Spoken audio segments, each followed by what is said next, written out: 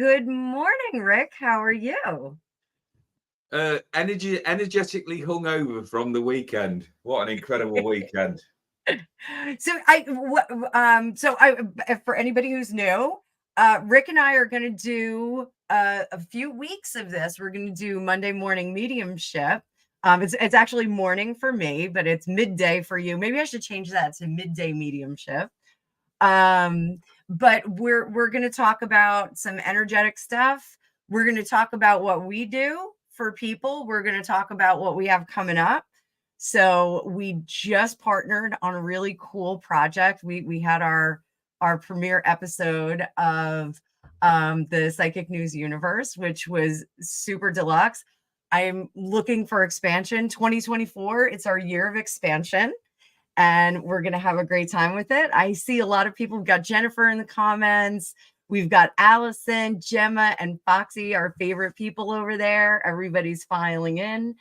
So Rick, what did you do over the weekend? What was your weekend about? So I'm about 15 miles away from what's called Newark Showground, and it's just coming up to the end of my 7th year exhibiting with this particular events promotion. I went there and it was incredibly busy. My bus starts on the Friday because I help set the venues up, put the tables out, and do all of the donkey work, as I call it, and then have 2 days of interacting with wonderful, like-minded people that spiritually. So we've got tarot readers, we've got treatments, mediumship, demonstrations all day, and it's just like immersing yourself in your favorite sweet shop. It's absolutely brilliant. And then yesterday was I was just telling you off camera I've got a talk to do, demonstration, and I put the seats out in the room so I know how many was in there. I got 42 seats, and I would say I probably had 35 people in there, 35, 40 people in there. And the plan was that the talk that I delivered was just going to be delivered, but with a few tweaks. 5 minutes before I went in there, I'd done absolutely no preparation whatsoever. So I bowled into this room full of people who were sat there with expectant eyes and delivered nearly an hour's worth of just made up stuff on the spot, and it got good feedback. So we did okay. We survived. We lived to fight another day. You know what? Like sometimes you throw your best work like that, especially if you're in that kind of a conference environment or a symposium environment. I think, you get fed a lot of good energy. The one bad thing is like you're dependent on how well the day is going. Like, if it's a bad conference and like things are disjointed, or maybe the people are fighting that are involved with it, you may get like a bad vibe when you get in there. But it sounds like you had a great vibe when you walked in. Like it was doing good. It was doing good. So yeah, we had Super Bowl here. I was telling you off camera. We had kind of a rough start, a late start. I'm not mentioning it. I'm not mentioning that. So, well, actually, we should mention it because Deborah's in the comments. Hi, Deb. Deborah actually got the prediction for the Super Bowl. So on the Psychic News Universe, we did some predictions, and the consensus for most of us was that it was going to be Kansas City, or no, it was going to be San Francisco, and Kansas City pulled it out at the last minute. So 3 out of 4 psychics were wrong on our channel, but well done, Deb. She texted me last night. She was like, I was right. I was like, yes. So what we're going to do today, like I said, we're going to do this over the next few weeks. We're going to partner up. I love working with Rick. I think he's amazing. He's got this amazing energy. And, a couple of things we want to do. We want to help support his platform on YouTube. So he actually has a really big following on Facebook, and he's converting over to YouTube. So if you guys can just give him a follow on YouTube, subscribe to him. We're trying to get him up so he has optimal exposure on YouTube. So I'd love for you guys to do that. And also, want to make sure that you guys know that Rick does private work as well. He has private clients. Rick, how do people schedule with you? Like, do they go through your website? Do you want them to go through Facebook, YouTube? How do you want them to contact you? Facebook, YouTube, or an email at rickpaul, rickpaul007 @gmail.com. So I'm going to put in, do you have that in your about on your YouTube channel? Possibly on the videos, but I don't know actually on the intro part. I'm not sure about that one. All right. So I'm just going to grab your email. Let me see. Just want to make sure I've got Trevor popping up on my screen here. Again, before I just put that in. In fact, I'll put it on as well. Medium Rick, not Rick Paul. That's my other one. Oh wait, what did I do? Which one was wrong? The Facebook or the YouTube? Yeah, it's me that's told you wrong. Oh. It's one of them where I go, oh, this is my tech phobia coming out. There we go. There you go. So, Rick, what do you do for your clients? Like, everybody here knows, what I do. I give spiritual guidance through cards, but you do something a little bit different from me. Yeah. My hobby is listening to people speak, and the speech pattern, the vocabulary tends to reveal certain things about people. So if you read energy, when you read energy, the people will sometimes give clues away as to where they want something to go. And then when you can match the two up. So how I read for clients is that I always ask them, have you had a reading before? What is it that you're looking for from this interaction? Because when you're having an interaction with me, not only are you spending money, but you're also investing your life's hours.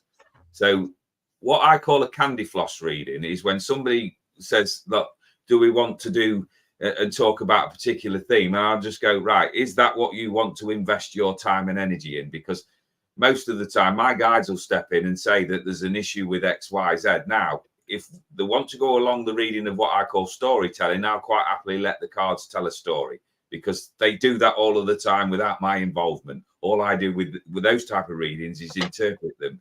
But where my heart is therapy with people. I look at boosting people's energy and giving them the courage and the self-empowerment to help them move forward. So it's one of those, it's not a one size all fits reading. It's one of those sort of processes where we eliminate, and I can play any role that a client actually wants to play. It depends on how deeply that they want to go into something. So what I call the sense of where we're sensing things and bringing in mediumship, that's soul guidance. Mediumship for me is just being the channel, that you're channeling whatever energy that is coming down there, and I just say what I see, catchphrase. And the tarot, I'm nowhere near in your league with it, but the tarot for me, and if there is a tarot god, I'm already praying for my survival, because I turn around and I go, right, tarot to me, pretty bits of cardboard with some nice pictures on. Right? I'm no expert, but it works in the way that I do it, because if you're connecting with somebody's energies, you can direct it down some wonderful avenues and then let it run, let it roll, get your energy behind it. It all depends on the client. My work is always client centered. It's not about me. Yeah, I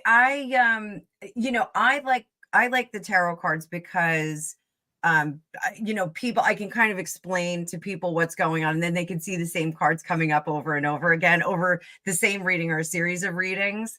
But it's just a tool. You and I have different tools. I have my crystal ball over here, which I've been trying to scribe my entire life, and I just can't do it because I can't calm down. We got a really cool comment from Allison here, though. She loves that you called yourself a spiritual arse kicker. I love that too. We have to get you a steel chair, a psychic steel chair.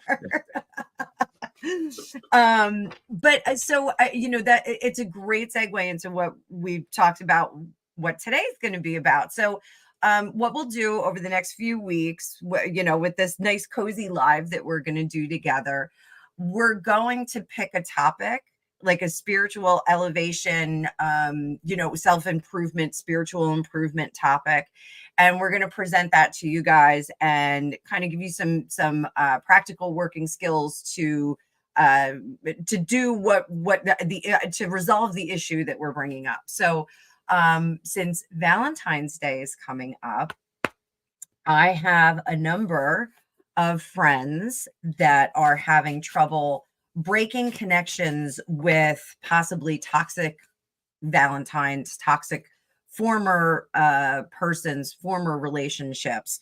I know myself, it wasn't a primary romantic relationship, but I had a toxic relationship with a friend who turned out to be a really terrible person. And breaking away from those relationships, it doesn't have to be that you are crying in your crybaby soup because you miss, you know, going to the movies and holding hands with this person. It can be this level of frustration and soul crushing, psychic crushing betrayal. You know, I know that sounded like very dramatic, but this individual, you know, that in my life, the person that was in my life, I was very supportive to them at a and respectful during a very bad portion of their life. And they basically said I was the worst person in the world months after, never confronted me about it. And when you have that kind of ghosting kind of situation, you wind up really questioning, like, oh, well, maybe I was the person, maybe I was a terrible person, you know, maybe I, you know, I did do the wrong thing. So I think a lot of people, and then you add in the component, like if it is a primary romantic relationship, you add in the component of, we've got Valentine's Day being thrown at us left and right. I mean, everywhere you turn, Valentine's Day is there. You see these cherubs floating around and they've got arrows and they're shooting and there's candy everywhere. You know, you can really feel pretty low and pretty crummy when you're in that kind of a situation. So broadly speaking, if you had a client like that, what is your first go-to? You know, someone who says, I can't stop thinking about him or her. I can't, maybe they're coming back. Maybe they're coming back. Like, what is your go-to for this? This is where I would grab my therapist hat for a start, right? Because I want to know what is important to the client. I have what I call, and then what, as an answer. And then what? So every client that comes and sits with me has got a backstory. So you sit and you listen to the backstory, ask whereabouts they are in their head with this particular relationship, or what is important to them. Listen to the story and ask them at the end, right, is that your story? Is that your reality? And as I say, 99% of people are going to say, yes, that's their version of what they're experiencing. So you would accept that that is true for you.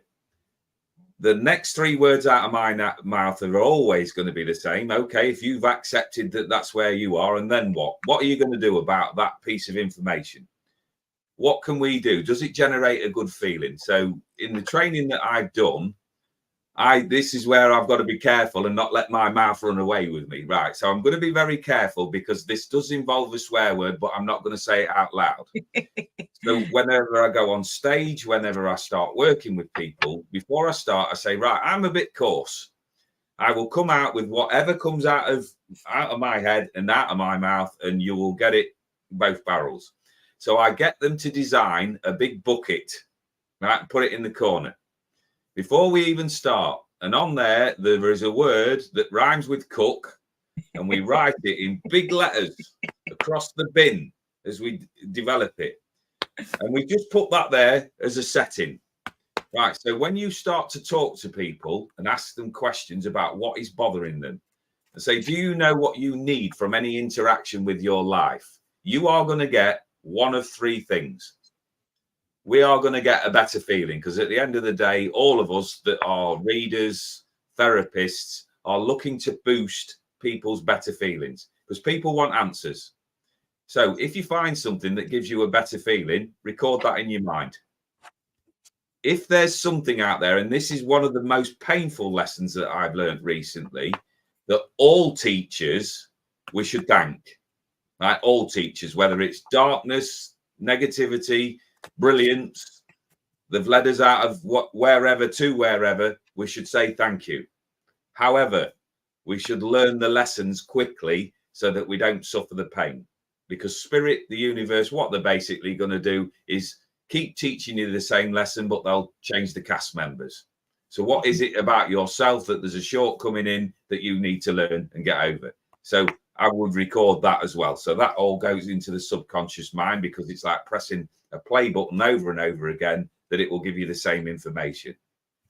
And then once you split that down, all we're left with is the crap, which goes into the aforementioned bucket.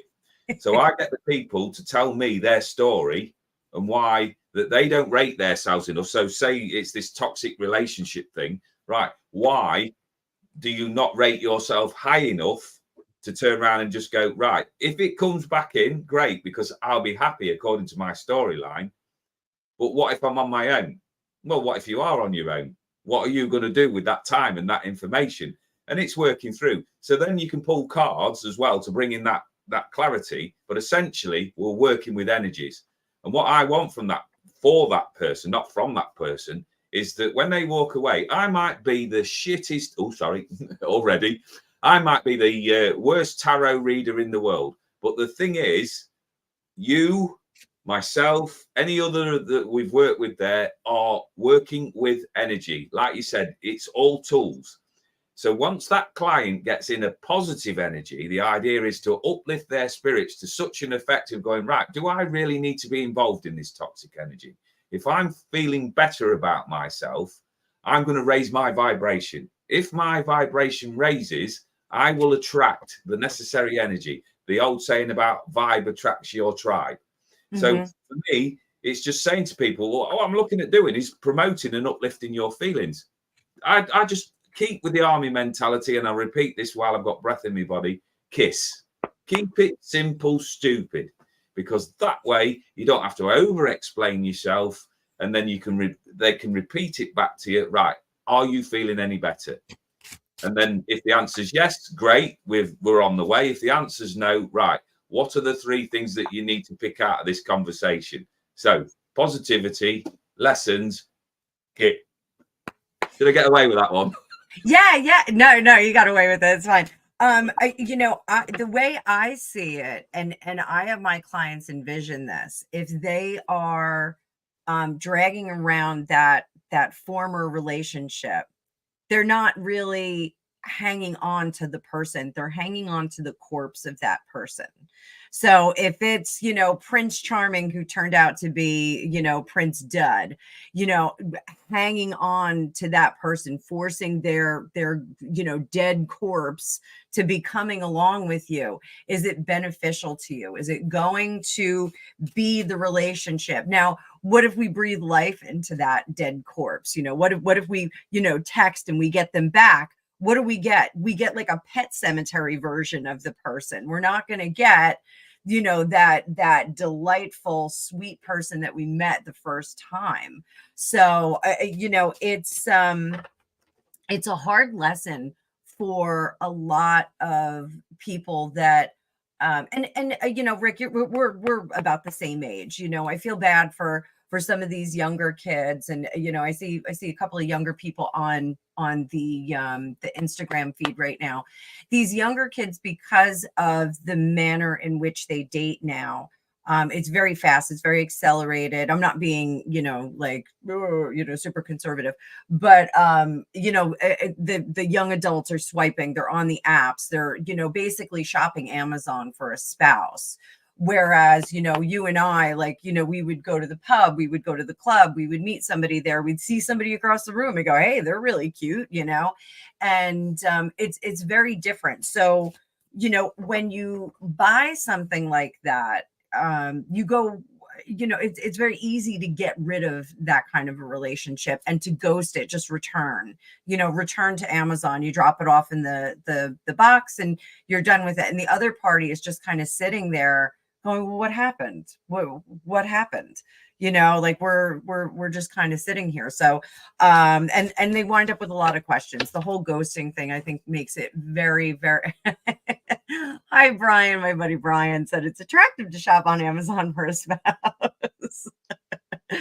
Yes, absolutely. I wonder what those Temu spouses are like. But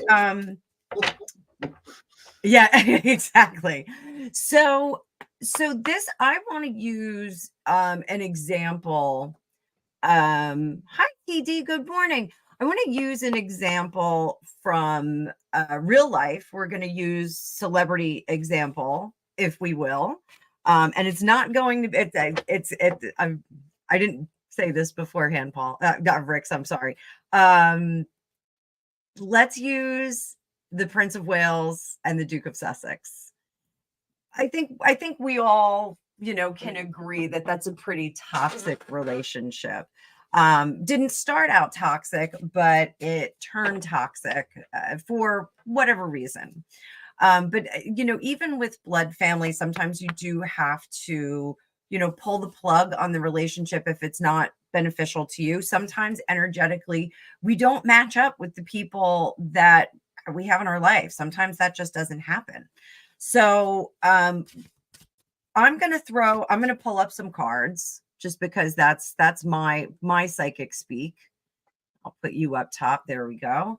And we'll just throw some cards. So what I would do if someone, say a brother came to me and said, my brother married this woman and it's created chaos in our family.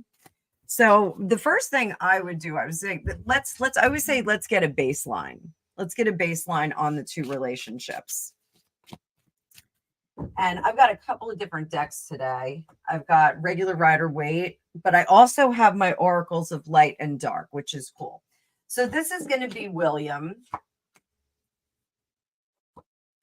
And this is going to be Harry.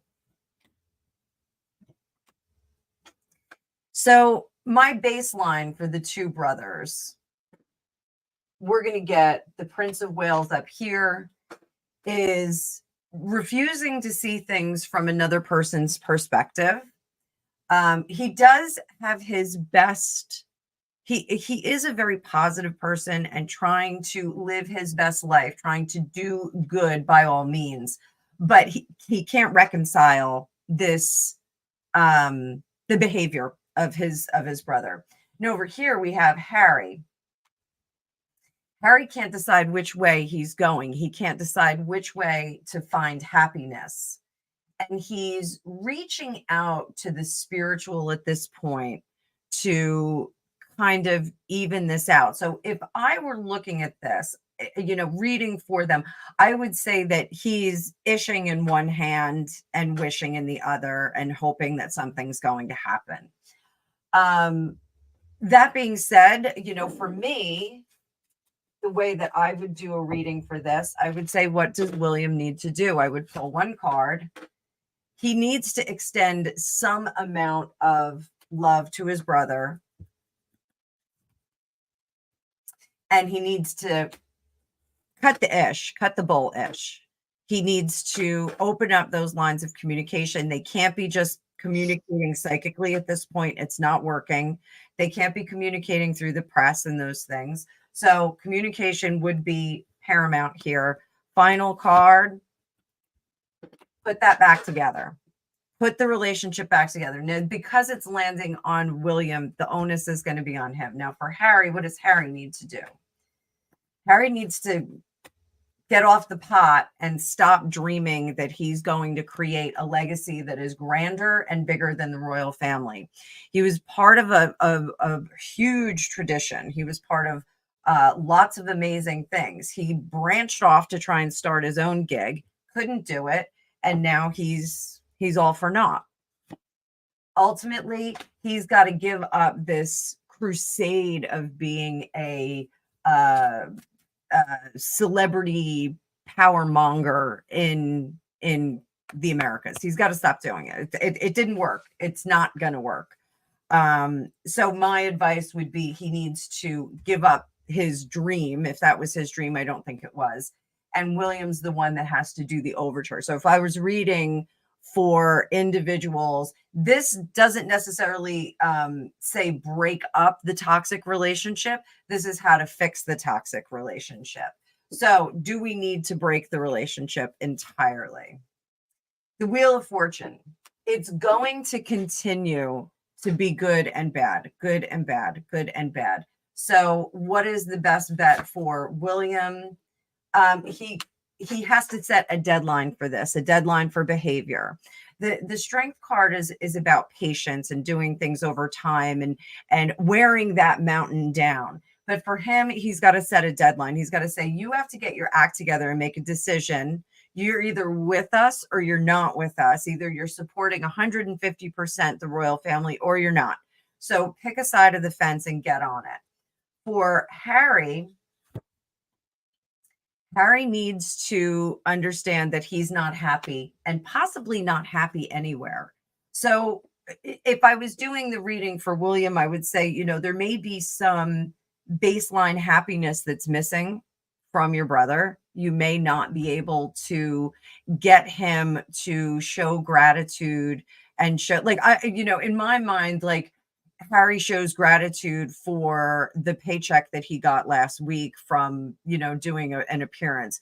He's not showing gratitude for the opportunities that the accident of birth has given him.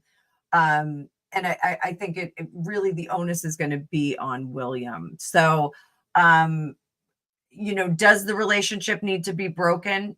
I think we still have a little time to decide on that. I think we setting a deadline and saying, hey, this is our deadline. If you can't do by March 1st, let's pick a date. If you can't make a decision and either get firmly in our camp or firmly in your own camp with no financial support, no association with us, the relationship is over. So how would you advise these two brothers? How does Spirit tell you to advise these two brothers? Well, I'm sat here listening to your story, and I'm, with my minuscule knowledge of tarot cards and my little storyteller, my little narrator starts, and I'm looking at that, and I was just putting out the vibration. Now, how would I word that? Because I 100% agree with you. That's the first thing, as I sat with that energy.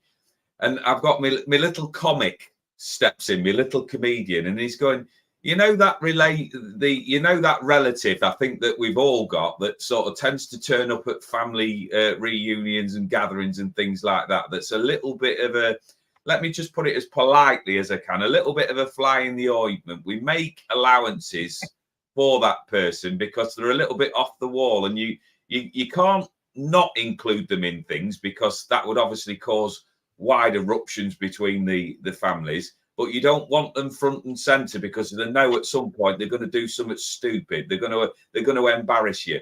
So what was coming off that for me was that William is torn between his duty and his emotions. So when we put the card down there with, I believe it was the Hanging Man, one of the first ones, what jumped out with me is that he's not prepared to hang around. He's not prepared to keep spinning in his wheels. So, like you said, where the deadline comes in, Harry is going to have to get his head and his backside wide together. He's going to have to be his own man and just say, right, what is it that I truthfully want out of my life? And let's get into reality here, because it's like throwing hand grenades at somebody and saying, oh, I love you, but I love you. Right. Stop behaving like a child.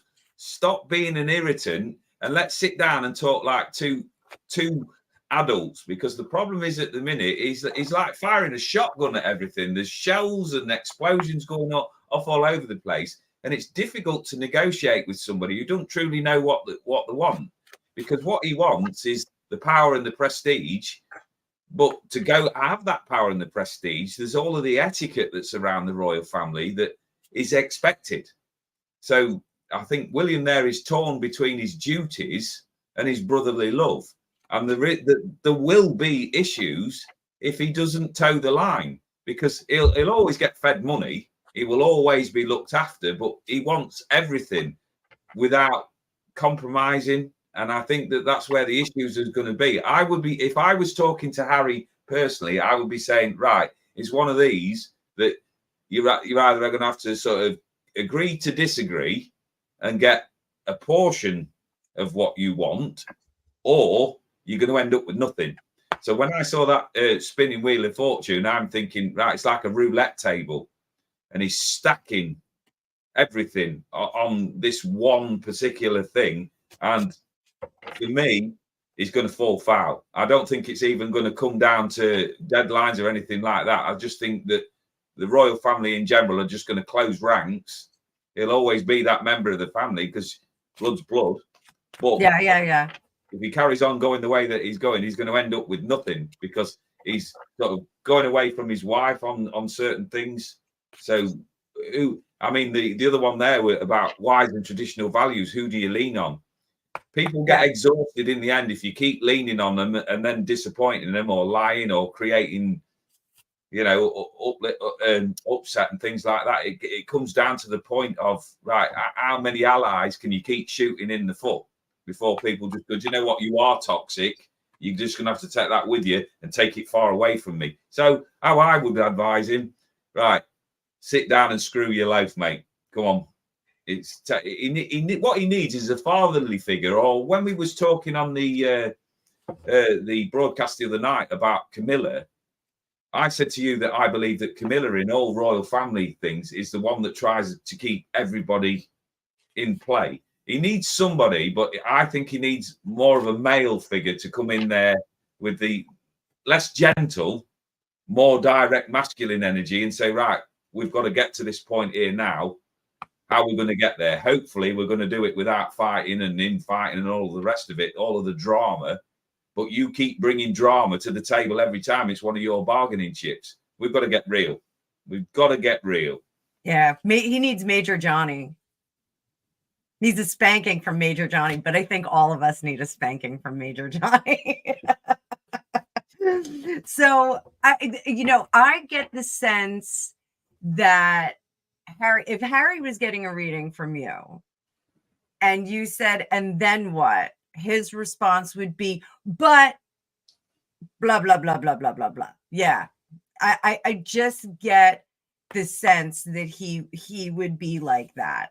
No matter what, and that's a shame, because, and I know both of us get this. I don't even have to ask you this question. We get clients that are just not willing to get out of that stream of thinking where they're stuck in a relationship that's been over for 10 years. Maybe he's going to come back. Maybe she's going to give me, maybe she's thinking about me. She might be married to somebody else, and having kids, but maybe she's thinking about me. So in a sense, it's almost like curse breaking. And this is one of the reasons why I think, I'm sorry, I got distracted by a comment there. I think some people carry these relationships around because of the whole twin flame thing. What's your feeling on twin flames? Do you buy that? I don't. I'll be honest. I'm a foot in both camps with it, because as we said earlier on, we're around the same age, so I've had a few relationships that I have been the fixer, and once the person's energy has been boosted up, I've been left behind. Whereas my wife that I've been with for 30 years now, we work on that. There's balance, there's differences in all of us, and we complement one another in the fact that maybe one day one will have a rough day and then the other person. So it's very much equal. So in that sense, all of the badness and the darkness that I experienced in my younger life has then been balanced out by the fact that I've got somebody who understands me. But this is the key thing for people. If you've got younger people on here about relationships, it doesn't happen overnight. You may have to weed through some of the chaff to get to that point. And I'm no agony uncle, but I do like dispensing my version of wisdom. At the end of the day, people are exes for a reason. Right. Yes. Now, you said about accepting it. When people come to me, I'm probably the wrong person to ask about those sort of things, because one of the things that really impacted on me, I spoke to a friend of mine, and he's one of these that just gives you pearls of wisdom and then leaves it there. It's just like settles in your head. And he said to me, no matter how old you think you're going to get to, we all think that we've always got time to do that next thing. He says, but essentially all of us are given a certain amount of life hours, right? And the life hours, as soon as we spent them, we can't get them back. So once that situation's finished, why are we looking at why it's finished? Why are we using our very valuable life hours and going, oh, they might come back to me? Well, you're putting your life on hold. You've written a blueprint before you even get here of the life that you're going to lead. So if you've got your messages, and even if it's the most painful ones, we don't want to keep experiencing pain without good reason, right? So get hold of that and go, right, so what am I going to invest my new life hours in? You see, the thing is, when I'm listening to you there, I want to hold up the death card, right, and just put that in front of people. And I love doing this when I'm reading, holding up the death card, because a lot of the people that they all clutch their they go, oh my God, it doesn't mean that in the slightest, but there is an energy connotation with it. And I want to put this across to people, that the death card is about finality, right? It is full stop, the ending of a process. So I always say to them, right, using your words, right, if you keep going back what if, right, you've got a comma, right, where that sentence can drift off anywhere. Whereas if you've got a full stop, you've got to start again with a new sentence. So essentially, when we've got that death card, the very next logical thing that's going to come in is a new beginning in some way or another. Yeah. If we don't fill our head with nice thoughts, good thoughts, productive and things like that, the conscious thinking mind, the analytical part of us, will fill it with shite. Right? Yeah. So if we don't go, right, I am committed to me. I am looking after me. I want that better thing. I want something better than what I've previously experienced. By constantly using your precious life hours to look back over something that gives you pain, for me, is counterproductive. So I have to get in. If I've had a difficult thing, I don't want to go back over it. I don't want to keep rehashing it and reliving it, because it's painful. That's what led me to it being crap in the first place. So it's getting in that gap between the full stop and the new start, and just going, right, I am the co-creator of this life that I want to create. They're in the background for a reason, guys. Exes need detaching from. Don't put your life on hold, because as a comedian said last night when he was on stage, you never know what's round the corner. And literally we don't. So enjoy your life every day. And when there's sort of bugbears, or there's, I don't know, I'm trying to think of the right wording, where there's blockages and things like that, where there's pain, then look to your best strengths. Trust yourself that there is better out there for you. Don't settle for bargain basement when you can get Harrods. Yeah, exactly. I was always a Marks and Spencer's kind of girl, though. I can't afford to stop I tell everybody I'm a B student. I'm always a B student. But and this is one of the, I don't, you're not on TikTok and I'm not on TikTok. I have an account, but one of the things that I really dislike about TikTok is they have those romance readings, and it's like, if you fell on this reading, like this is for you, if you were drawn to this reading, and they start saying, oh, he's coming back. And I think giving people that kind of false hope is really difficult. It's like one of the reasons I'll do pick of cards, but I'll be like, if this is money, spirituality, or love, how to kind of generate that in your life versus you know, he's coming back. He's going to call you next weekend after the Super Bowl.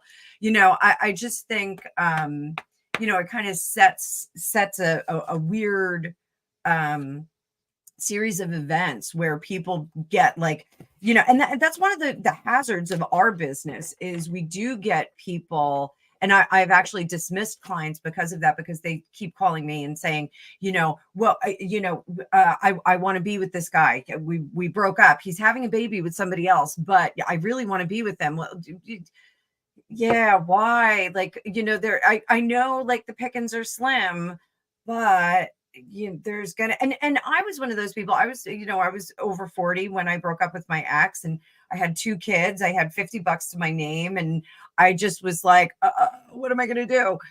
You know, I was like, no one's ever gonna love me again. And you know, then Greg was brought back into my life, you know, Gregopedia.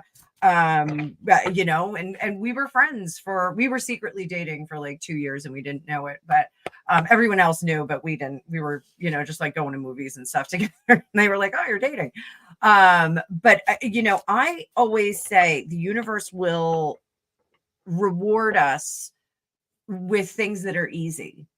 So, you know, if you have a breakup and you meet somebody and, you know, it's just a coworker or somebody that you meet through at school or something, and you can go get a cup of coffee or you wind up in the cafeteria at the same time. And, oh, you sit down and you like have a few minutes together. If the conversation is easy, the universe is going to make those things easy for you. It's going to bring those people to you. As far as, you know, the twin flame thing, and those of you that don't quite get the twin flame thing, the idea is at one point we were hermaphroditic energy sources, and we're split up into 2, and you spend eternity trying to find your other half. I don't quite agree with that, because I just don't think that, you know, energetically we're quite that desperate. Do you, Rick? I mean, I agree with you. And one thing I will pick up on that, if you ask for a partner, I always tell this little story, and I will get through it quick so that we're not boring people, that I believe in a place called Amazon.spirit, right? And Amazon.spirit will deliver you anything that you ask for, right? Within reason. You know, if we're asking to be a millionaire, it's unlikely unless we've got business brains and all of that sort of thing, or a lottery win or anything like that. But I always tell clients, right, when you come to me, I'm tight. I'm very blunt and direct, and I don't like spending money on anything. So I go to Amazon.spirit, and the only thing that I will spend money on is a pair of trainers, because I have very poor feet. They hurt lots constantly. So every now and again, I will say to Spirit, I need a new pair of trainers. So the next morning, there's a knock on the door from Amazon.spirit, and there is a box of trainers there for me. Excited because I've got this new package that's come into my life. I open it up and I go, oh, now I wear black Nike size 8. Very rarely do I deviate from the formula. I look into the box and I've got a pair of white Adidas size 11. Now, well, they're not right. Yeah, but that's what you asked for. You asked for a pair of trainers, so we've delivered you a pair of trainers. Right, okay. I'm now faced with a dilemma. I feel a little bit foolish because I've spent 70, 80 pounds on a pair of trainers that doesn't suit me. So what do I do with that pair of trainers? Now, most logical people would go, actually, I've got that wrong. I will send that back, get a refund, and then reorder in the size, the color, and the style that I want. But emotionally, what a lot of people tend to do, because they don't want to look foolish in front of anybody and say, I've got it wrong, and take personal accountability. And this is where people go off track, is they don't take personal accountability of their choices. So they will get that box of the wrong trainers and throw them in the back of the wardrobe, right? Then reorder the correct amount, which is great as a short-term fix, because you will then get what you want. But then what you'll do is you'll go into that wardrobe, and every time that you take something out that you do need, you've got a reminder there of a mistake that you made. Mm-hmm. So don't keep putting your trainers back in the wardrobe and worrying about what mistakes you made with them. Right, Send them back. Use your life hours, because every time you spend money, and this is the thing, think about the life hours that you've put into them to earn that dollar, earn that pound, right? So every time you waste it on stupid crap, you have worked for nothing. So just and you have because, clutter. yeah, Yep. and You you've have got spiritual clutter. And it's the same up here. If we're investing in people there that whose energy that we know is not good for us, we're in our heart, because at the end of the day, when any decision is made, the biggest expert that you've got in your life is the person that looks back at you in the mirror. People will advise and guide you and counsel you and turn cards over with you and sympathize with you, empathize with you. But at the end of the day, and this is the most difficult thing to take on board, the buck stops with you. What you think about it, how you react to it, how you store. So for me, I get repeat lessons until I go, actually, yes, the light bulb. Now I must be pretty thick, because I must go at least 2 or 3 times through something before I go, oh yeah, get you. But don't do what I call a post-mortem on it. If it's not meant to be for you, don't go into the whys and wherefores, and don't say to spirit, send me a partner, because you'll get another worthless person, because you've lowered your vibration, you've lowered your standards, and you're asking for more of the same. So I stood up in front of an audience one day and I said to this young lady, I could pick up that there was issues around a partnership. She went, So I said, right, what you need to do is switch off your dickhead magnet, because she was attracting the bad boys. She was attracting the wasters. I said, because you don't think high enough of yourself to go out for what matches your vibration. So if you're looking for a twin flame, what you're essentially looking for is somebody who mirrors and matches you. Right? That's just my viewpoint on it. But when I look at these people that are selling themselves cheap, I want to actually pick them upside down and shake all of the coins and the bits out of the pockets and just go, come on, let's have a bit of a head wobble here and just go, let's get our crystal ball out, shall we? Let's get our crystal ball out. How do you think this is going to go based on your experience? Right. Tell me about your last boyfriend. Tell me about your insecurities, and I will accurately, and I'm confident in this, accurately predict how that next relationship's going to go. Yeah. And that's me. Trying to find a quality person, I think sometimes people get caught up in the archetype of a quality person. So like in the 80s here in the United States, it was stockbroker, banker, some kind of investor. Like that was a quality person because they were going to make a really great living. But then, you run the risk of getting American Psycho. Patrick Bateman, what was his name? Patrick Bateman. Awesome in that movie. But, you get that kind of person.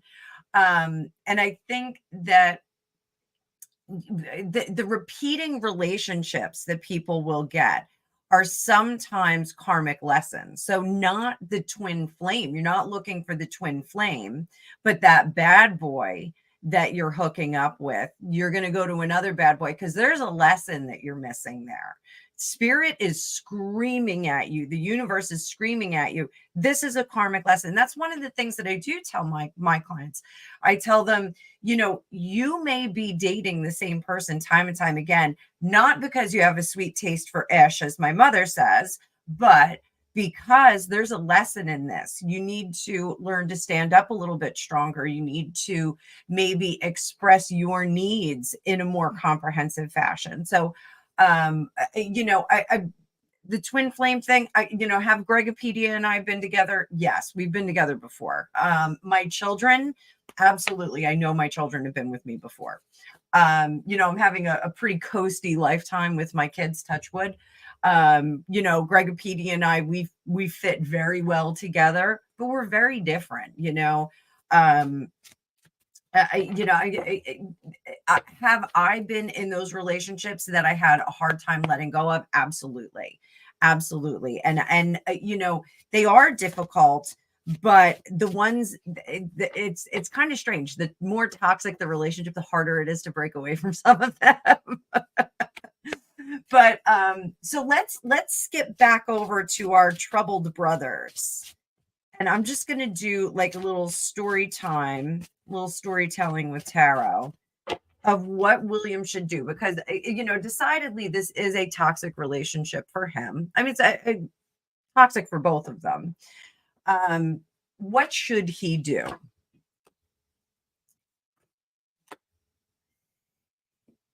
So we've got the 7 of Swords and the 1 of Swords, or the Ace of Swords. Ooh. Yeah. So Ooh.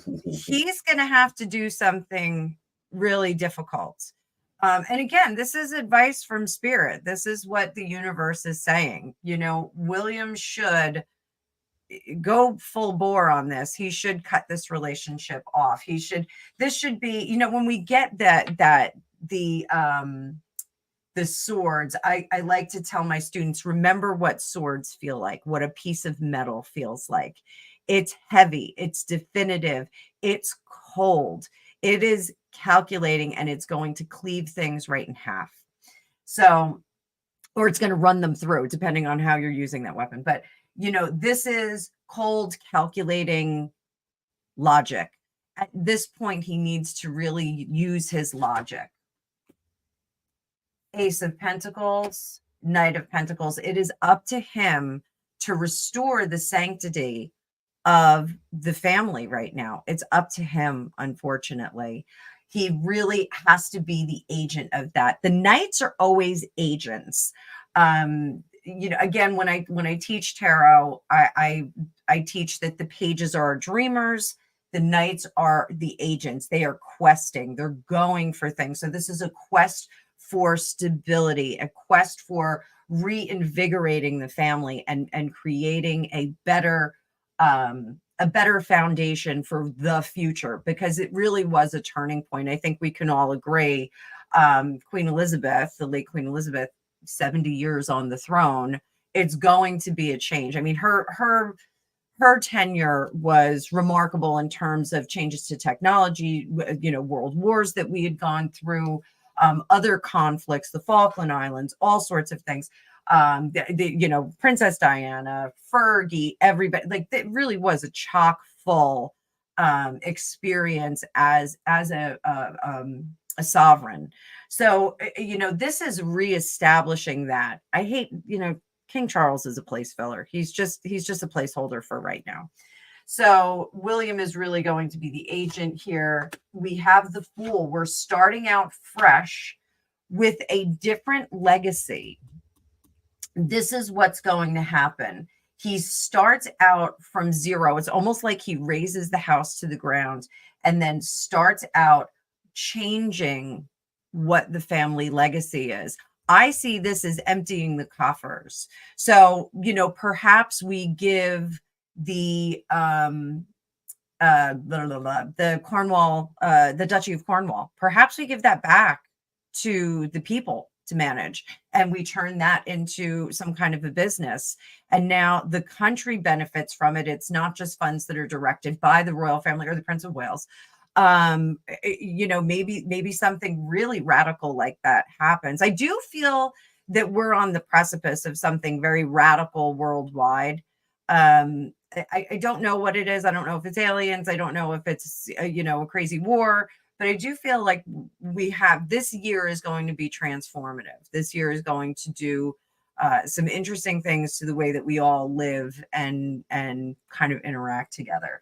So this, I think, would be my advice to William, that not only does he have to be decisive and considerate with the treatment of his brother and cutting him off, but also that the changing structure of the royal family, or at least the intimate royal family, is going to be critical in part of that. So he's going to kind of hand over, again, if he were my client, I would say you need to hand over some of the agency that you have over certain things to a bigger party.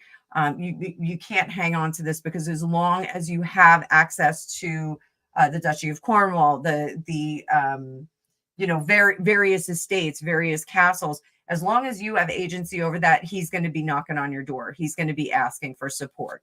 So what do you get from that? Because I want to look at Harry again too. And again, guys, this is not to be gossipy. This is just a way to show you guys how we counsel people when they need to break toxic relationship connections, how you can have the best Valentine's Day ever, completely detaching from your toxic relationships that no longer serve you. So what would your advice be for William? What's Spirit telling you? Well, I'm looking at those cards there, and when I saw the was it the Seven of Swords where we Yes, surrounded, that for me, that is he's going to have to come out of his heart space and get into reality and realize that, I'm sorry to say this because it might sound unpopular, that Harry is only interested in Harry. And the word that shot into my mind straight away is ultimatum. Right. And getting it real, because the thing I love about swords is, yes, they are the reality cards, but the sword is air and it cuts straight to the quick. So realizing as quickly as you can that Harry will run roughshod over tradition, stature, anything that he needs, because he's not bothered about the collateral damage. If you imagine he's a blinkered horse, then he's got his focus on the pentacles, the money, the finances, the prestige. The Ace of Swords that came out for there, and I don't swear, but this is how I represent, is my BS detector. Right, it cuts straight through the illusion, and this is where straight, honest talking is needed. Right, we're at this point here, which is a little bit wishy-washy and in the air, but we need to get to this point here, and it's not about negotiation. This needs to happen. So I'm willing to listen to your story, but at the end of the day, I outrank you, and this is what is going to happen. So when this thing with the pentacles come in, I mean, that's subjective at the moment, isn't it? But I agree with you that we're on the brink of something different, because I'm not being disrespectful of the royals whatsoever. But I think Charles, the king, is a little bit in airy fairyland every now and again. You know, he's in what I call Ookie land. You know, it's all sunshine and roses until it in. Or that's the front that he puts on. Whereas William, I believe, is more connected to this world. So I don't know whether it's guilt or something like that he realizes that we are in a massive battle. We're not coming up to it. We're in the middle of the biggest world war that's being done behind closed doors on computers, whether it's aliens, whether it's different energies. I mean, I have my own beliefs, but it's not for public dissection.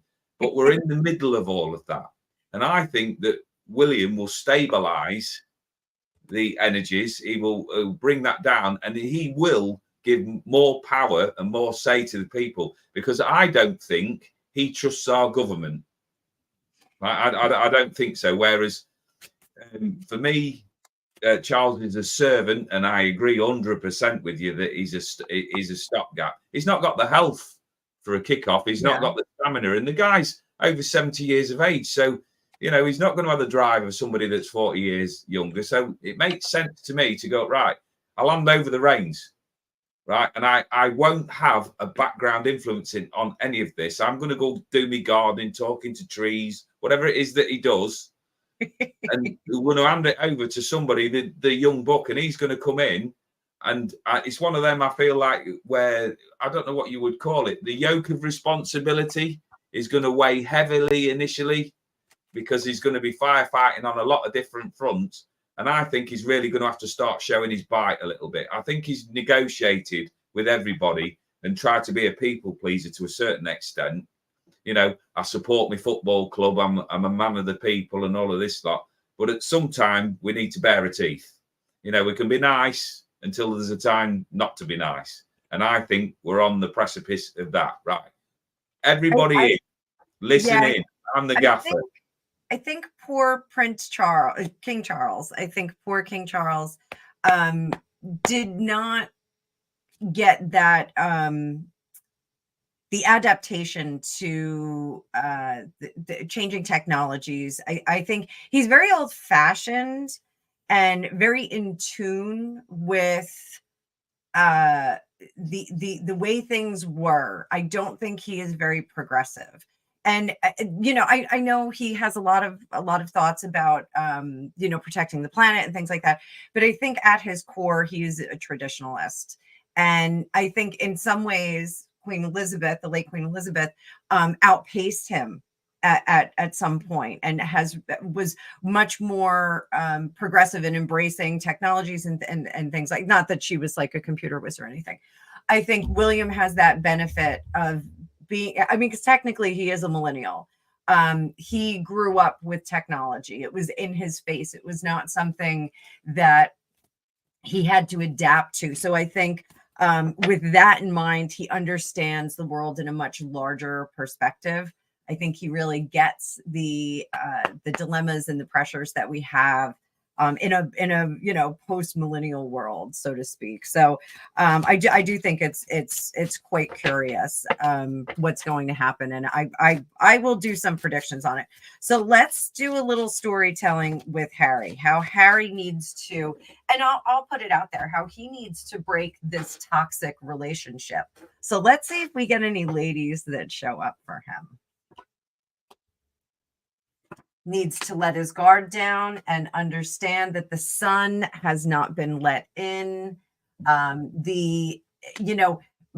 Putting himself out there and trying to become a celebrity, trying to become, a multi-billionaire on his own and make his own way has not been forthcoming. So the sun card, when it's in reverse, doesn't necessarily mean unhappiness, but I'm reading it in this sense as unhappiness. And I'll do like a real quick tarot lesson. So when I teach tarot, I explain to my students that there's really 3 upright and 3 in reverse for every card. So sun card can either be building energy, stable, solid energy, or declining energy in the upright. And we get the same thing when we're in reverse. So it can be completely reversed, starting to reverse, or finishing up the reverse. So, we just get those 3 different phases of the upright and the reversal. And that does give you a lot of freedom in reading. So, if we look at, the tarot deck, it's really 78 times 2, and then you get 78 times 3, 78 times 6. You can get a lot of combinations of meaning. So, it can get pretty intense, but I think that he let his guard down. The sun card is not coming. It's not happening. So where does he go from there? I'm going to pull from middle of the deck. The King of Cups in reverse. Ooh, there's that death card. So the negative feelings that he has need to transform. And I like the death card, because the death card is excitement for me. I don't know about for you. It's excitement. Things are about to change. This is, selling a house and buying a house. Like, you're going to move on to other things. This is getting on an airplane. You're about to go someplace different. You're going to change like a snake. In this sense, the snake needs to change. So in order to break this toxic relationship, this negativity has to transform. What does it transform into? King of Swords. Ooh. So the King of Swords is our truth teller. He always tells the truth. And the High Priestess is what our spirit is nudging us to say or do. So I think there is some regret on his part of the things that he said, the things that he's done. Perhaps that's why we saw that 15-minute meeting or 12-minute meeting, whatever it was, last week. But I think to break the connection with the toxic relationship with his brother, and in this sense, I don't think it's breaking the relationship as much as it's transforming the toxic relationship on his part.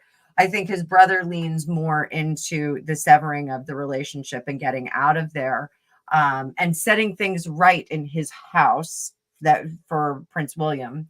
But this is really, you got to listen to your spirit. What are you getting from this? What's spirit saying to you? Oh, this is brilliant, because I've got the lead in from you there, and I'm looking at it, and I'm going, oh wow. I'm just listening into the radio chatter, and I think I only have one Achilles heel when I'm working, guiding, counselling, spiritual work, whatever you want to know it as, tarot, and that is grief. Right? I never get involved in advising people on how to deal with grief, because it's an incredibly personal journey, and you can help by listening, but I wouldn't give advice on people how to do it. And I truthfully believe that, from my personal own experiences, that grief can also trigger like an avalanche of other things. So the mourning of the passing can be a thing on its own, but it's like, it could be, and I said this to you before about the game of Kaplunk, where you pull a stick out and the marbles start to drop through. So when you pulled those first cards out there, I'm thinking that, and this might sound a bit harsh, but I don't mean it to be, he's got to face up to his childhood. He's got to face up to his disappointment that he wasn't the number one son to that family, and his mother was the one that understood him. Right, that before she passed, I mean, she passed in like his most formative years, and he's not had that understanding with his dad. He's just not had that link. So it's kind of like transferred on down the line. It's almost like saying, well, I don't know what to do with you. And it's ended up on William's plate. So when I'm looking at that, and you're talking about the truth saying, he needs to mature in the sense of, right, where are we at with all of this? Am I doing it for the right reason? So where he's got his John Von Showbiz head on, it's never going to realize that ambition. So he's either going to step in and toe the line, which he's never going to do, to be honest, but at least he could turn around and say, you know, no hard feelings type of thing. And then I was looking at the High Priestess there, I'm thinking that there's unseen potential with Harry, that if he channels himself in the correct way, when the King of Swords comes in there, he could cut through all of that illusion, stop playing this role, this daft role, this game, you know, I see it like two dogs stood out in the backyard, see who can pee highest up the wall. Right, stop with all this macho crap and just go back. What I need from my life hours is that transformation. So that death card in there for me is really, really exciting. But like I explained earlier, the problem becomes is if you're not accepting certain endings, you're not coming to terms with certain things, then that process carries on and carries on and carries on and fills in with just rubbish. Yeah. So at some point, accepting that the situation needs to end so that we can build a bridge, we can compromise, we can come together, whatever it is, we can separate. But while we're just like chipping at one another and biting at one another, we're just going round and round in circles, using a lot of life's hours for no productivity. So I think we're coming to the day of reckoning, like you said there, but it's not about who's going to be in charge. And I just feel that he will sabotage himself, because I don't know what he's like as a personality, but maybe his mouth gets ahead of his brain. And I certainly know what that's like. Yeah, I think so too.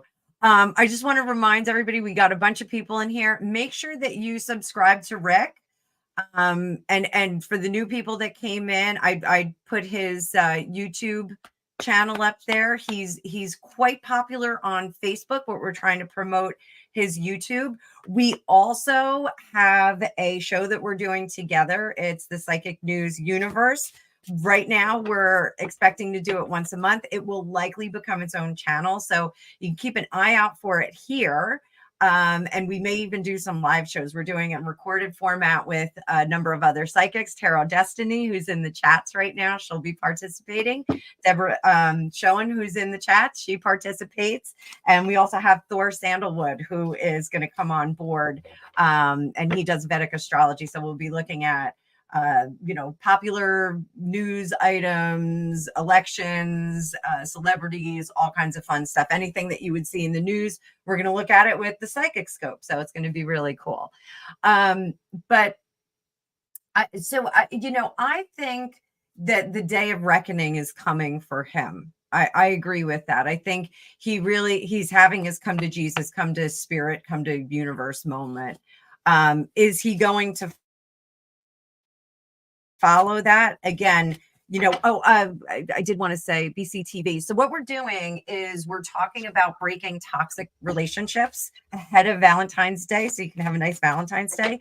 And we used Harry and his brother, the Prince of Wales, as an example of how we consult people through their toxic relationships and how to break free from them. So not technically speaking about the Ginger Winger, but it's really about how we're just using them as an example and showing you how we consult with people and how we help people like this. So I've been neglectful of the chats. I see everybody's chit-chatting in there. Foxy had a question. Do we want to answer this, Sir Rick? Let me go back up here. That's got to be one of the best comments I've ever seen. Are we still talking about the Ginger Winger? Oh dear, love it. Here we go. So, how would oneself feel if His Majesty King Charles III did step down from the monarchy? So, I think it'd be 5 years, or whatever age he is. I think it'd be time wasted, because for me, the difference between what his age is now and when we get to that point, if he stepped down at 80, I think it would be just marking time. I think we've got a lot of sort of battle moments where we've got to face up to realities, and he's not the leader. He's leader by the crown only.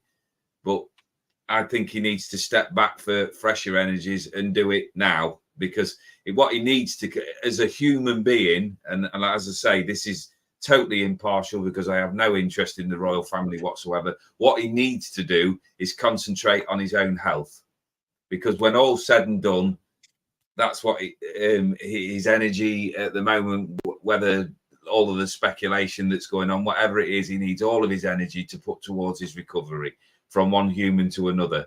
So taking that pressure, taking that gauntlet off himself and just going, thank you, appreciate it, but my time's done. And then completely, because it's the mentality of the new broom sweeps clean.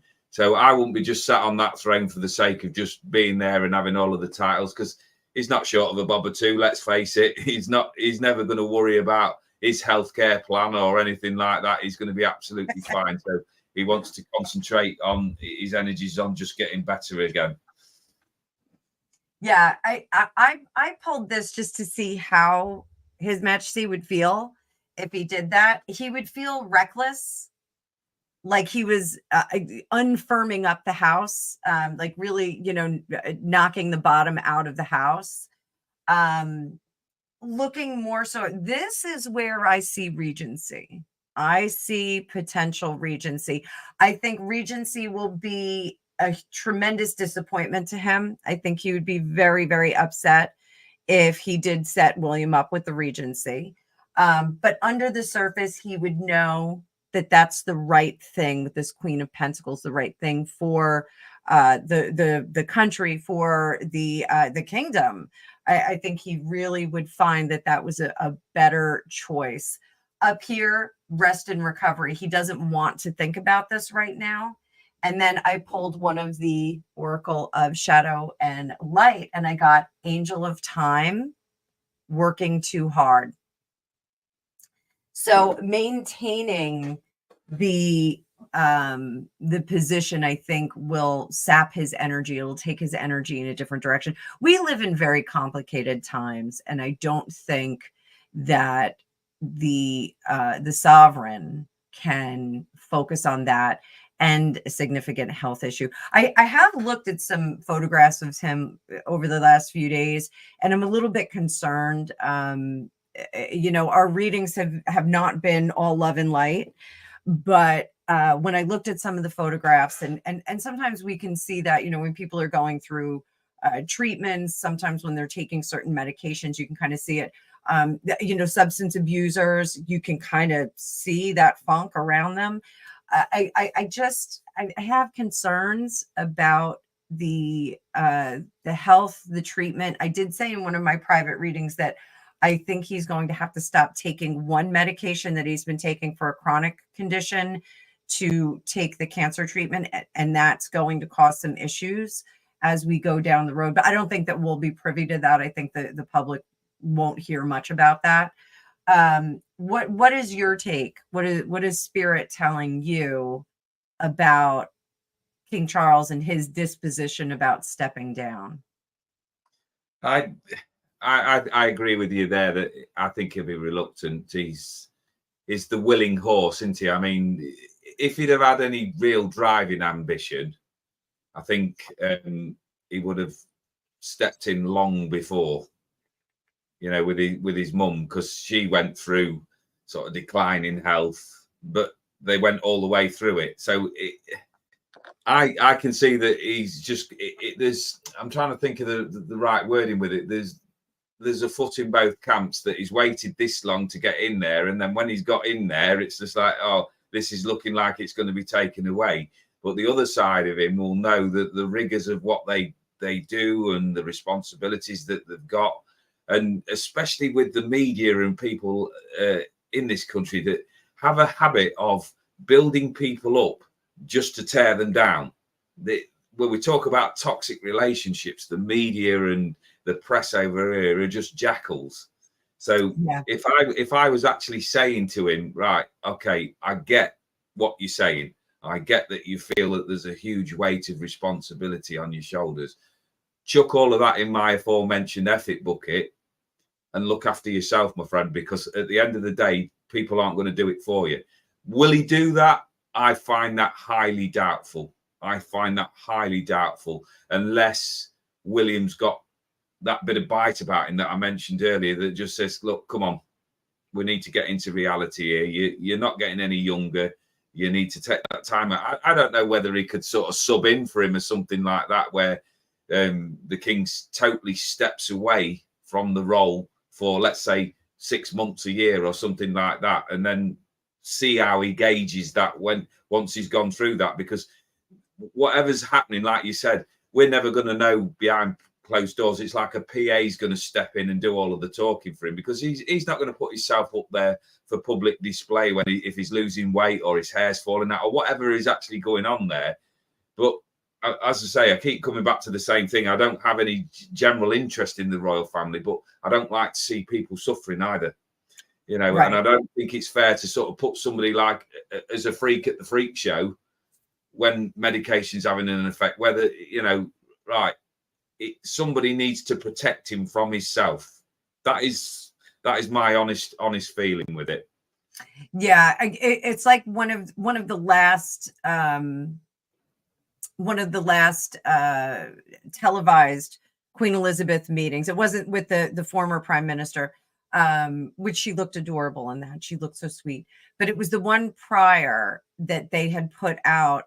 She was meeting with someone, I can't remember who it was, but she said, I can't walk very well. And she had she had a walking stick with her. And that I was very alarmed when I saw that. I was like, oh, something's not good here. Like, she should not be saying that. She should be in one place and not saying that. I was very concerned about her.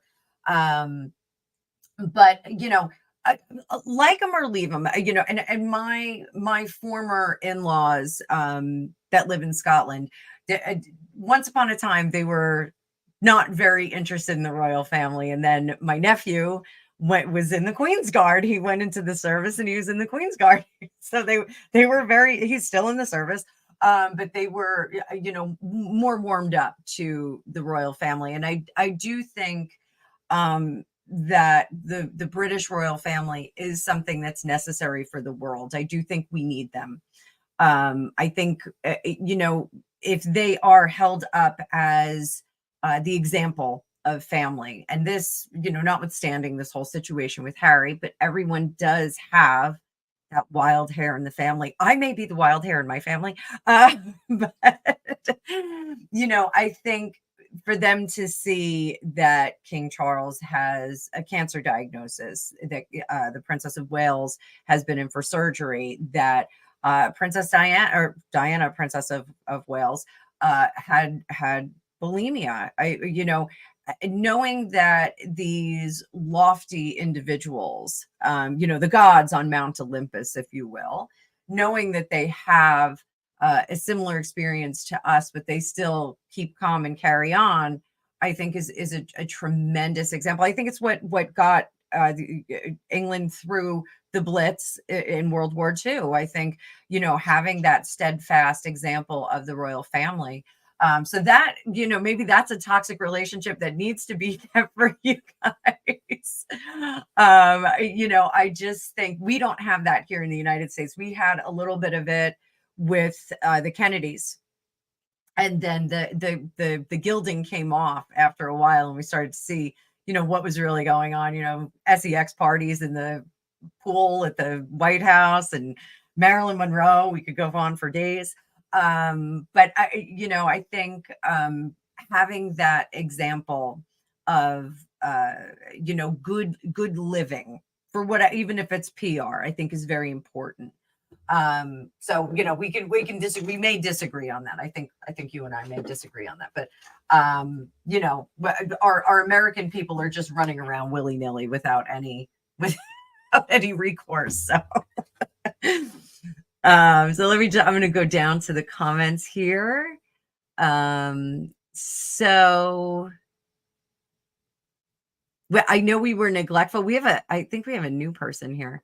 Varying Redbeard. I've never seen you here before. I'm not sure if I've ever seen this person, but hi. Likes will make you royal. I totally love that.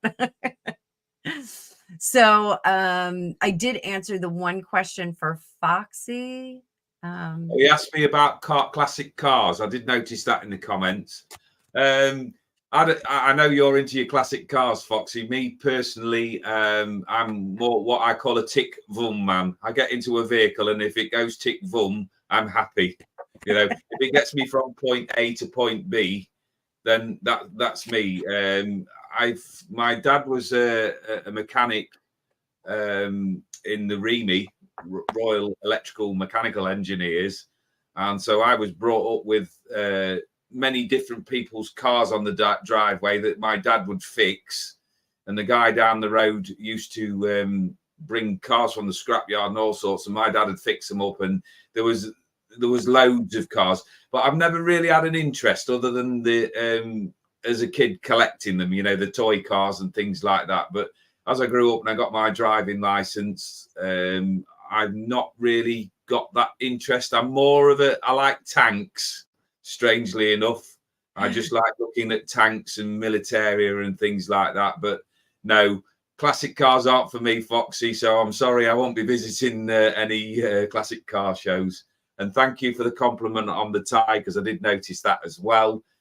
The tie is actually gold. The only reason that I dress like this, which is to address another comment in the chat there, is because when I first started out doing my this work, I'd gone to see a medium at one of the local events, and I was just going to the toilet. She came out of the kitchen and she looked me up and down, and I'd got a cardigan on, a t-shirt, 3 days worth of growth, and she said to me, "I hope you'll dress better than that when you come on stage with me." And I'm like, no idea. Absolutely no idea. So one day she calls me up and says, "We're going to this church and you better dress appropriately because you're not showing me up." So went on to buy a plain waistcoat, shirt and a tie, and I thought, well, at least I look presentable. Then I did my first professional show, went up there was 20 odd readers, and I thought nobody's going to recognize me. So the colourful waistcoat then became the unique selling point. So that is why I dress like I do, because if you see me off screen, I'm a scruff. I like having my hoodie on because I feel safe with that.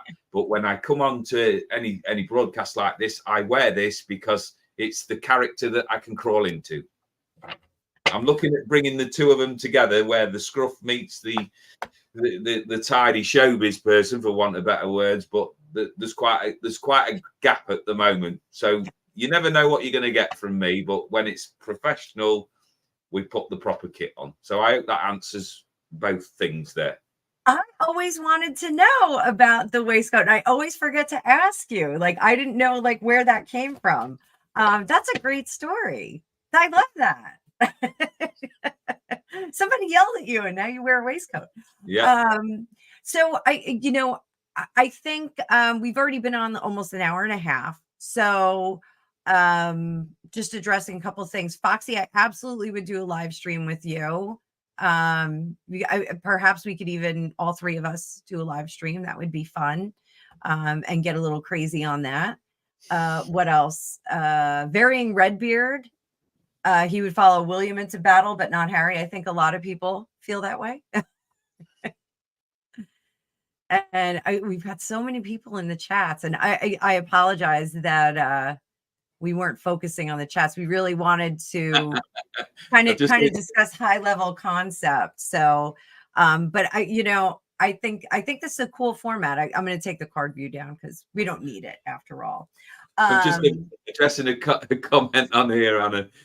Only gangsters have gold ties. I can assure you 100% I am not a gangster.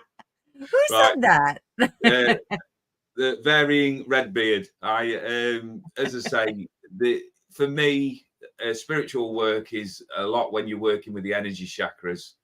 And when I put the gold on, it's like working with that sort of energy level above, and it just gives that bit of personal power. So if you look at what I'm wearing today, the purple is the spiritual and the third eye chakra, opening up to all things, all seeing, all knowing, and connecting in. And I like the gold aspect of it for the power of the energy that comes in. And this was a Christmas present from about 2 years ago. I believe it's peacock feathers. And it's just a theme that, because my mind is so mixed with things when I'm working with energy, I just thought that I always ask before I go and do anything what colours I should be wearing. But I can assure you it's nothing to do with anything gangster or, bigging it up or anything like that. It's just answering the call, if you like, from spirit. So yesterday I had quite a lighter shade of purple on, and I had a blue tie, I believe, because the blue for me is all about communication. So we're working with the spiritual, the communication, and whatever the waistcoat that comes in the night before, because there's always a plan behind it, but it's not my plan. I'm full on calling you a spiritual gangster from now on. I can't live up to that. I might be, apparently, according to spirit, I'm an angel with a dirty face, or a blooded face, I think it was described as the other day.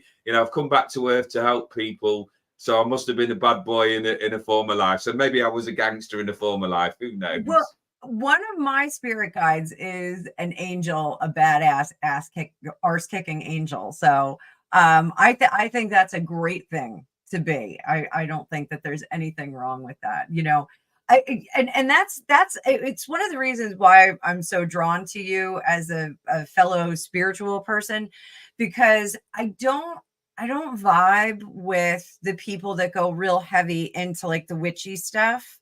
Like my background is a little bit, like, ooh, mystical. But like I bought this lamp for my house, I didn't buy it because it was mystical. I don't like, people that are, wrapped up in shawls and look like Stevie Nicks. Like, I think it gives our profession, a little bit of like a hippy dippy vibe. And then the people that are like super hyper spiritual and they're like, oh, I don't eat any meat products, or I don't eat any, I'm completely vegan because, I want to coexist in the world and blah, blah, blah, blah. I don't quite vibe with them either. So I fit into this very strange category of spiritualist where I'm more practical. And a little, no nonsense, like the advice that I give people. I'm like, let's find the yellow brick road and, we're going to get you out of this situation, but you got to do some work, like I'm not I'm not holding your hand through this. I can't do it for you. I can't make the card say everything's going to be okay. I can tell you how to make it okay. But you're very much cut from the same cloth. Alicia Wicker is also another YouTuber here. Varying Red Beer said, we are the same strange. I like that. I like that. Great comment. Yeah. There are some of us out there that, are much more fusing practical with spiritual. And I think that that's really important, because you can't meditate for 15 hours a day. It's just not a reality. You can't eat organic every single day. It's just not a reality. I love a steak. I'm sorry. And I find it's very practical for grounding when I need to ground. I think, to live a balanced existence is really important. And I think you, Rick, give a very balanced perspective and very practical advice on all of the feeds that we've done together, and your lives that you've done, giving advice to people, pulling cards. I just think, coming with a much more balanced approach. We can't be 100% spiritual. We can't be 100% terrestrial. It's like you said with marriage. It's, you kind of have to have, sometimes you'll be a little spirit heavy. Sometimes you'll be a little terrestrial heavy. You have to go back and forth. And, that's really navigating those two things, like the temperance card with one foot in and one foot out of the spiritual waters. You really have to find that pivot point in your world. And that's where you get, in that sweet spot, and you can start to use spirituality to manipulate or navigate I don't want to say manipulate, the terrestrial challenges that you may have. So I think we did some good work here today. I agree. I mean, just picking up just very briefly on that, because I know we're coming to a close. No, I'm all yours. Like, I just people are hanging out. We still have people hanging out. We can hang out.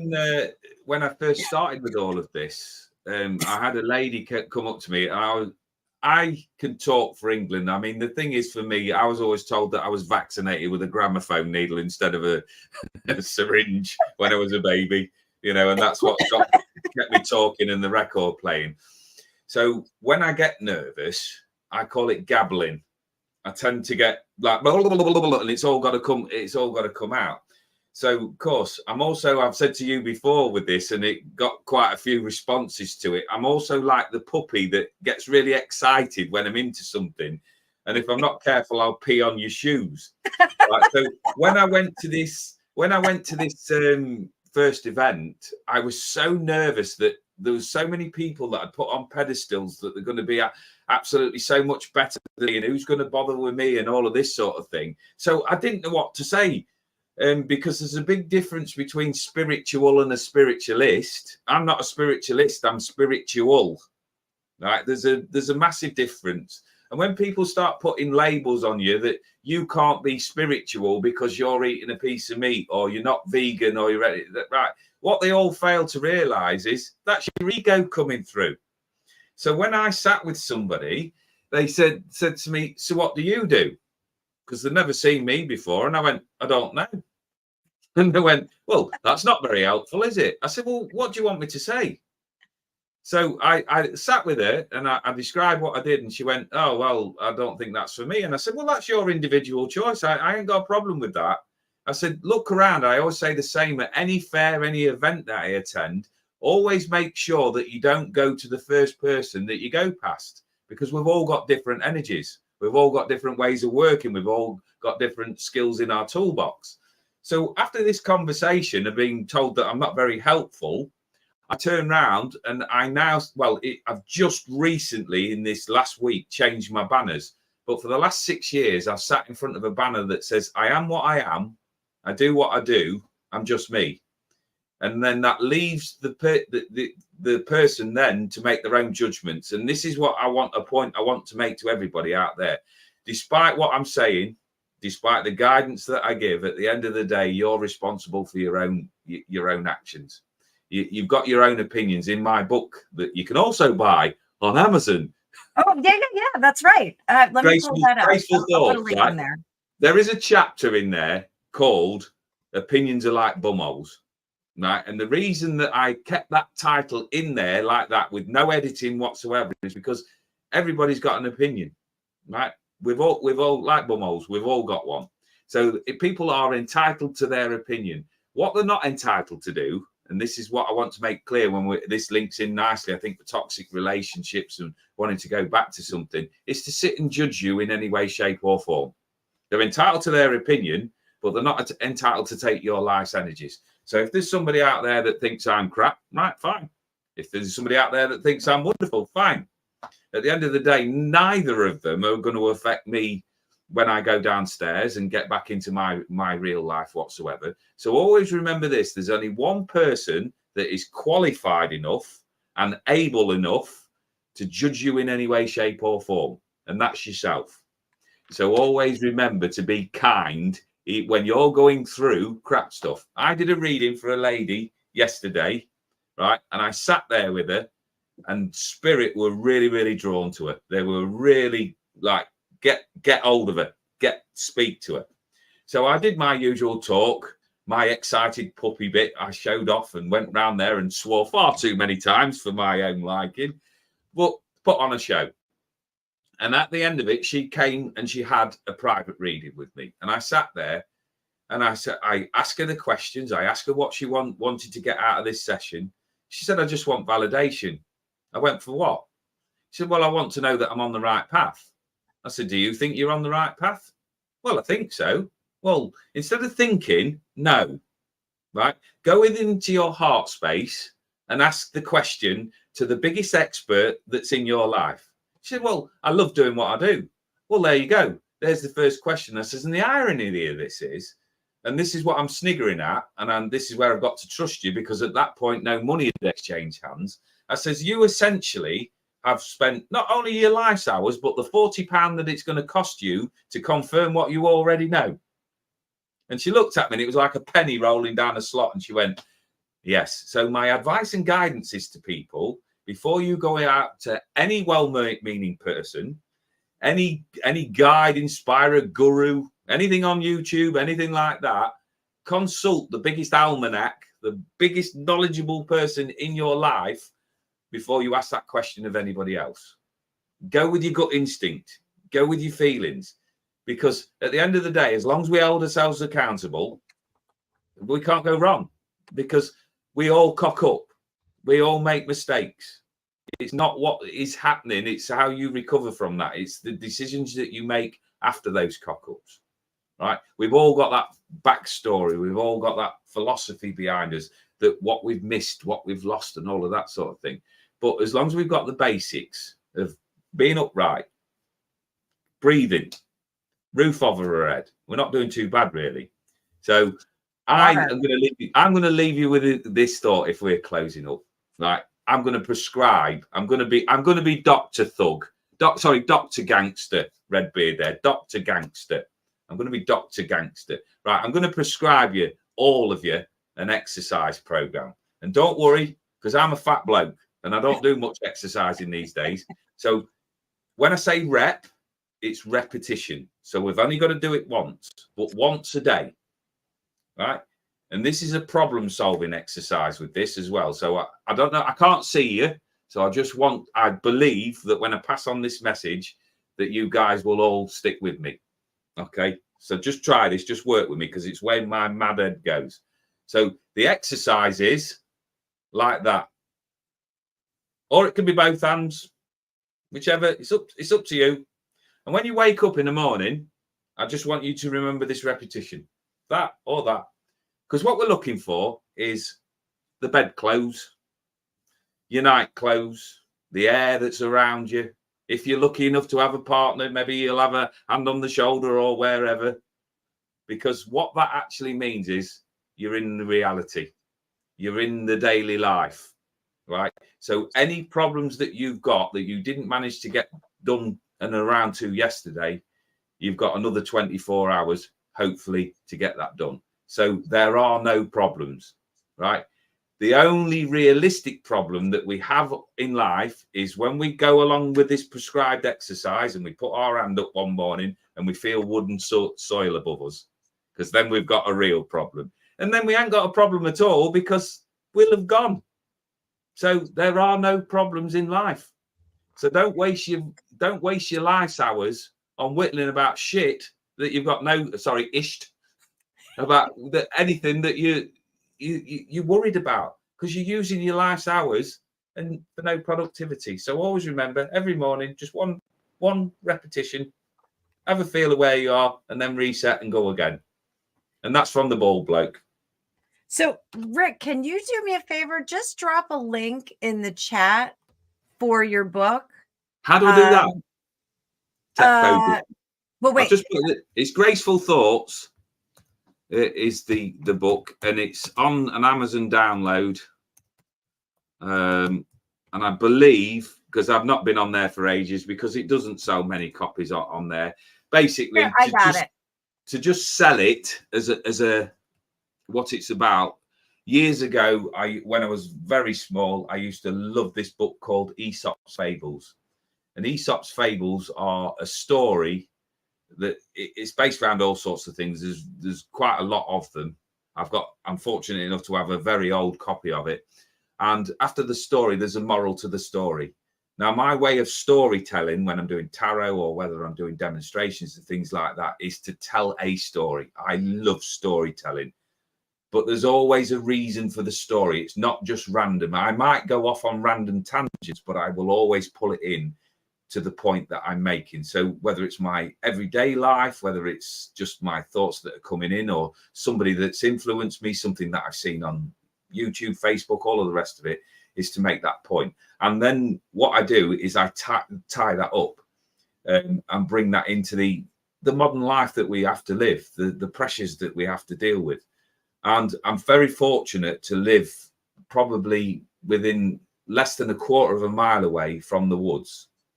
And when I go into the woods, I take my dogs with me and I walk round. And instead of thinking and analyze, I just be. And you stand in nature and notice how nature goes about, because they're not worrying what the next tax bill is. They're not worrying about whether the cars, they're just being there. You know, they stand through all seasons, all weathers, all of that, trees, the wildlife. And I just sit there and I watch the swans that go gracefully across the surface, unless there's ice, in which case they've then got to work out a strategy to get across the ice to get fed. But they do it, and they do it without thinking. They just glide along until they can't, and then they do something different. So I started writing things down there when I observed things like the tree. That the tree, no matter what happens, stands there through cold, wet, sunshine, and it reproduces. A fallen tree feeds, is still a network for feeding other trees. So again, we can tie into the fact that human beings are all different. But if we've got a right mindset and we can feed other people, we can bring in upliftment. And there's things like that like going into dark spaces. Right, okay, sometimes we have to go into the dark spaces to do the preparation work to come out again into the light.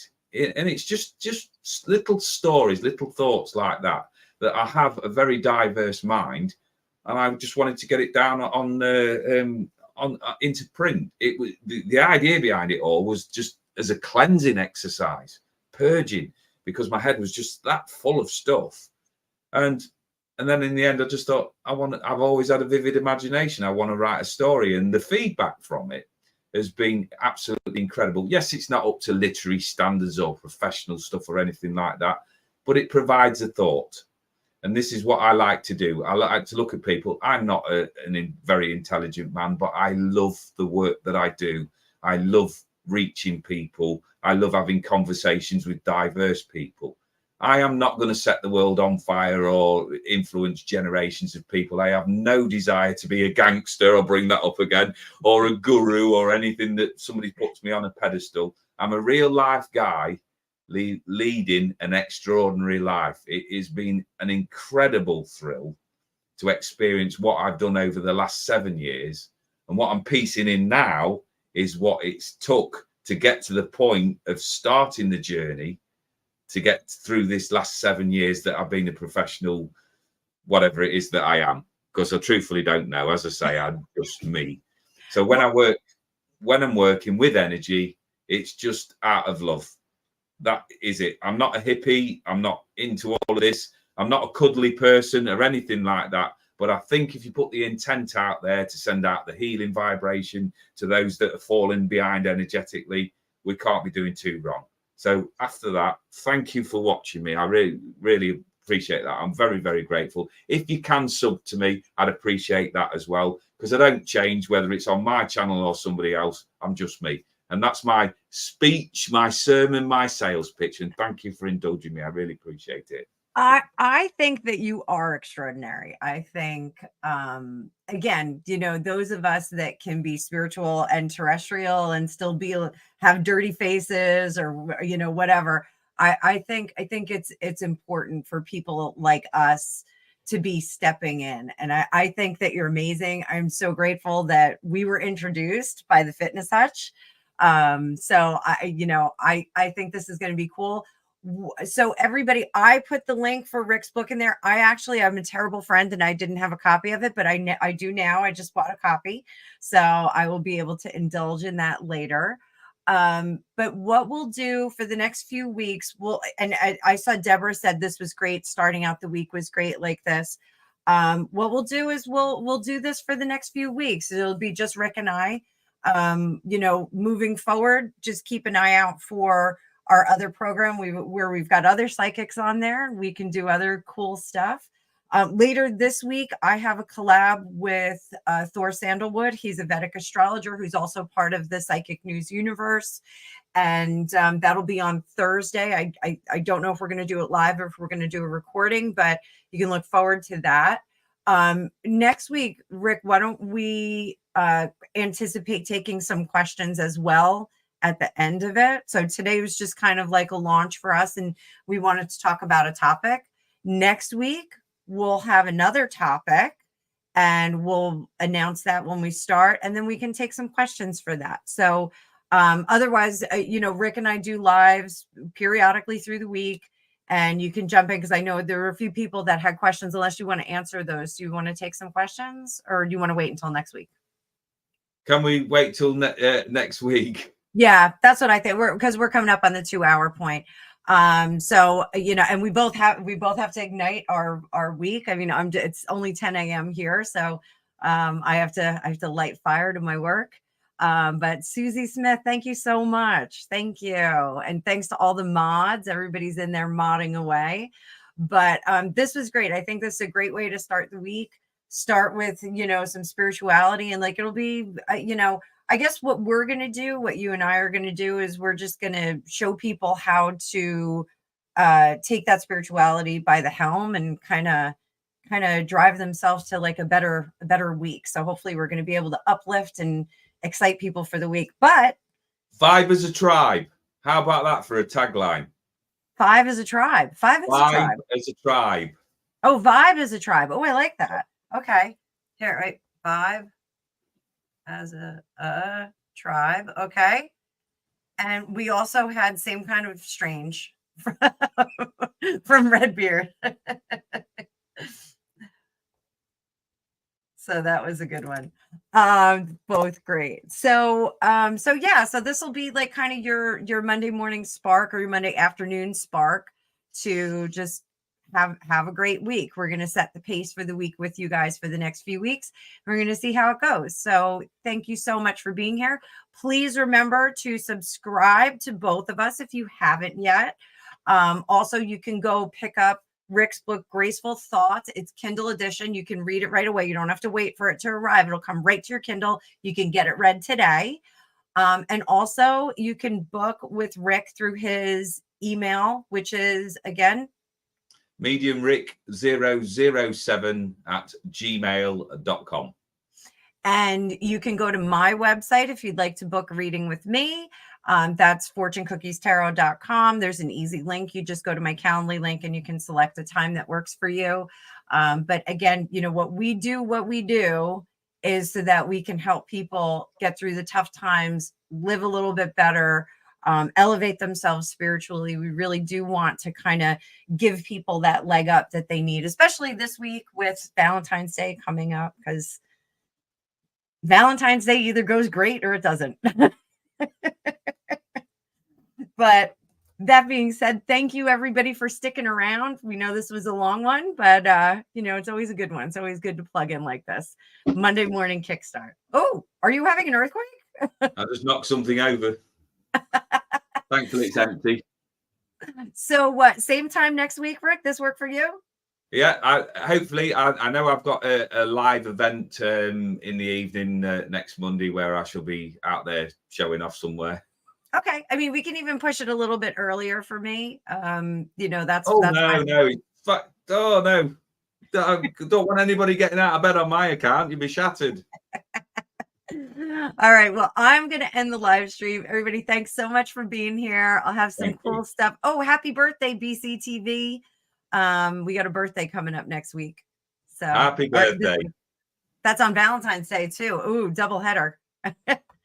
All right, everybody. We'll see you next week. We'll see you next Monday. Have a great week. Enjoy Valentine's Day and just live your best life.